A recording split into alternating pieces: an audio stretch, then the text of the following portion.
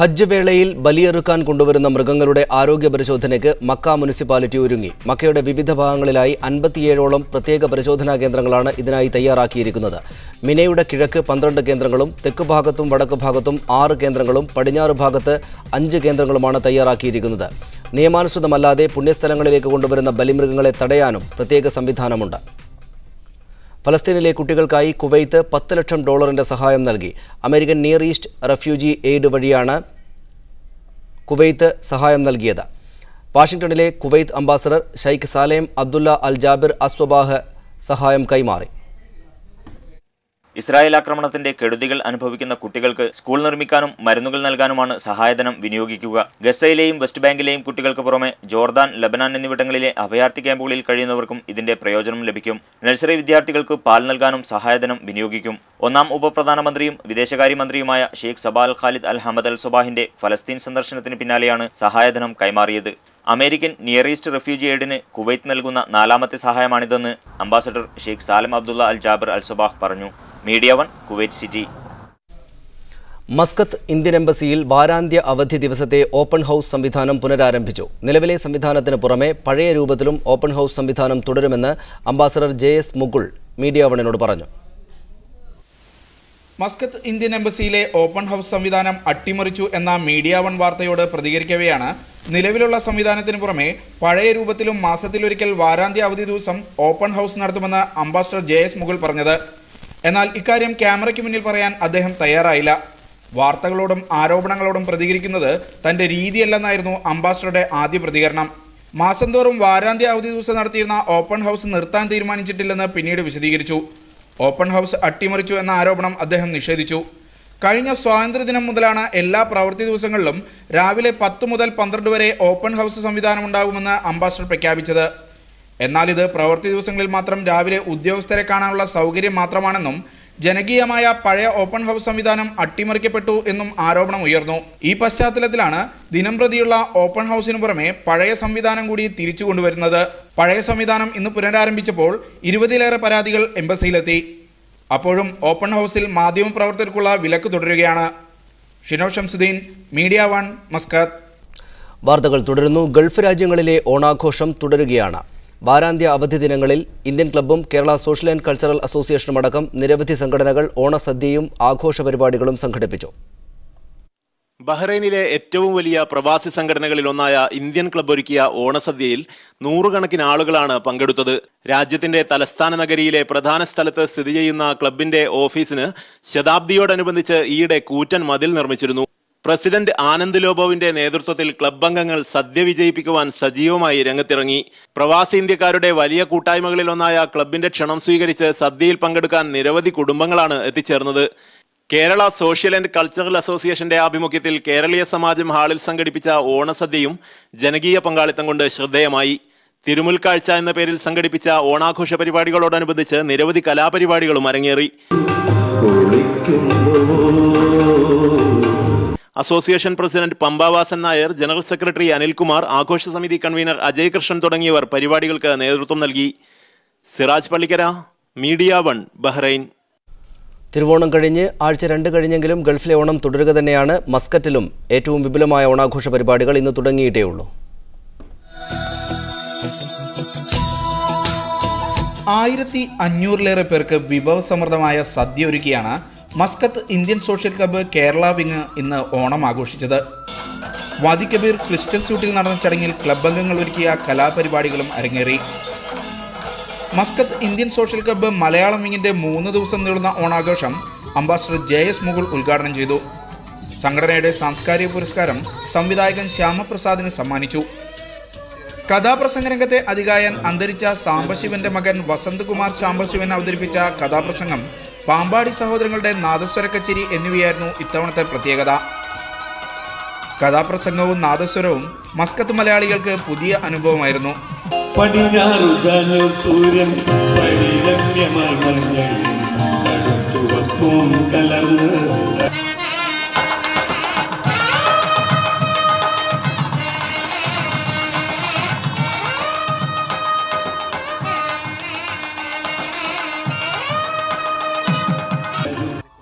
മലയാളം വിങ്ങിന്റെ സദ്യ നാളെയാണ്. Media 1, Muscat.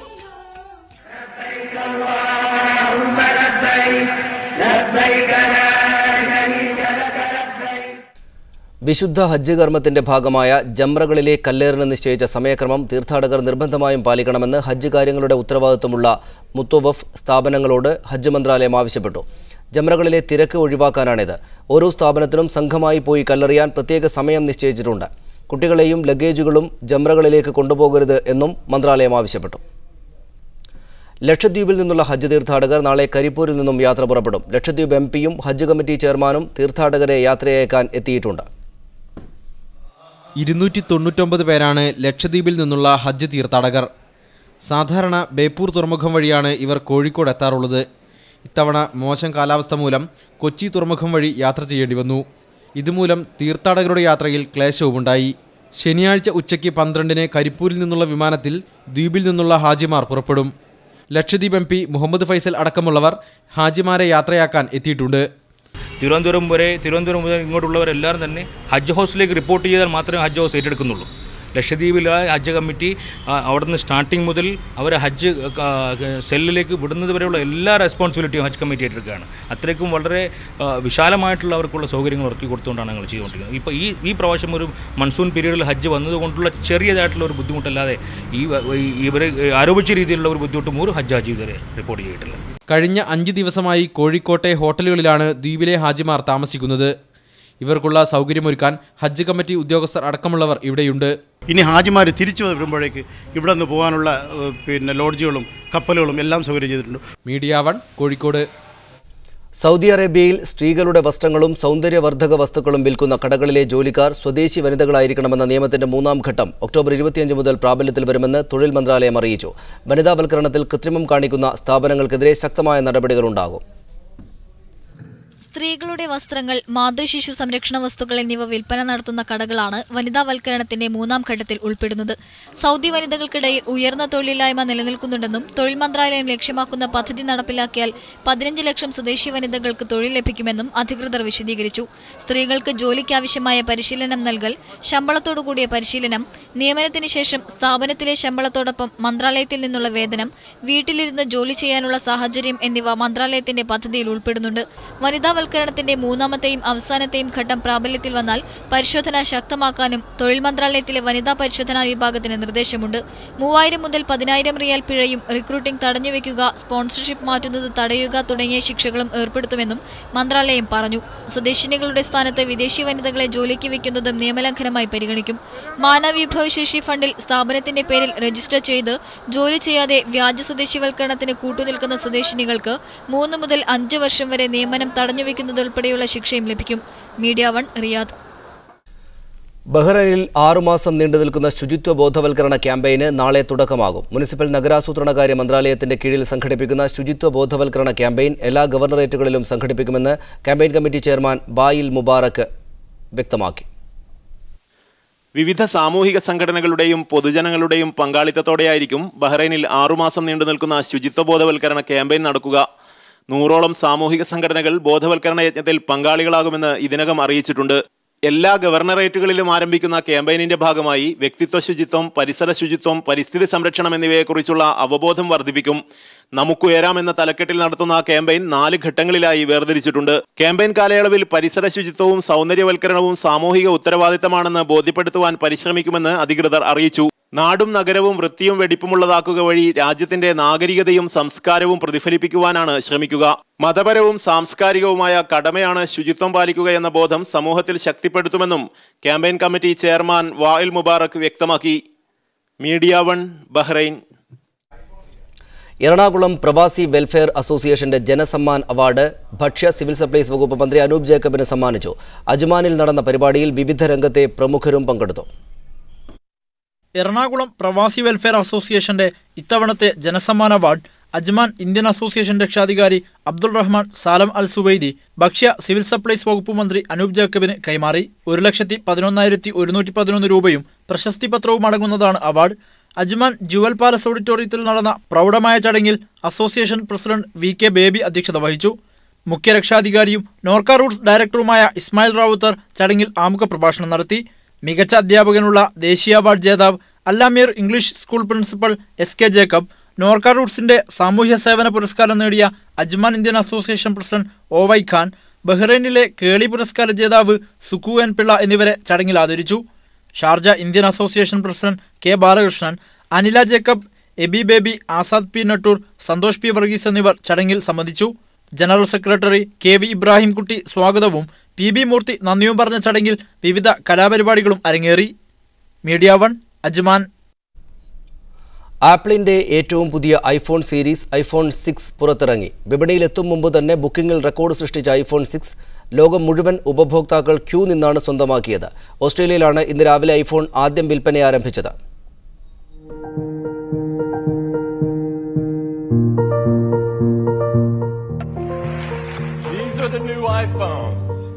ലക്ഷത്തിലധികം ഓർഡറുകളാണ് iPhone 6 ലോകമെമ്പാടു നിന്നും ലഭിച്ചത്. 2012 iPhone 5 ലഭിച്ചതിന്റെ ഇരട്ടി. America, Canada, Australia, Japan, Germany, France തുടങ്ങിയ രാജ്യങ്ങളിലാണ് വെള്ളിയാഴ്ച രാവിലെ ഫോൺ വിൽപ്പന ആരംഭിച്ചത്. 5.5 ഇഞ്ച് ഡിസ്പ്ലേയുമായി പുറത്തിറങ്ങുന്ന iPhone 6 സാംസങ്ങിന്റെ ഗാലക്സി സീരീസിന് വെല്ലുവിളിയാണ്. ഓസ്ട്രേലിയയിലാണ് ആദ്യം വിൽപ്പന ആരംഭിച്ചത്.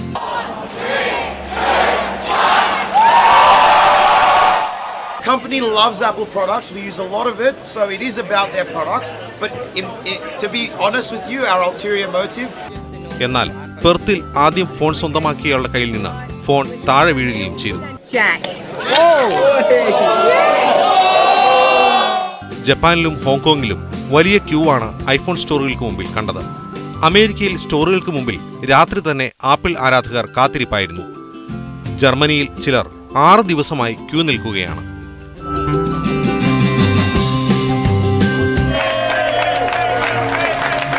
ഇനിയും വിൽപ്പനാനുമതി ലഭിച്ചിട്ടില്ലെങ്കിലും ചൈനയിലെ കരിഞ്ചന്തയിൽ iPhone 6 വിൽപ്പന സജീവമാണ്.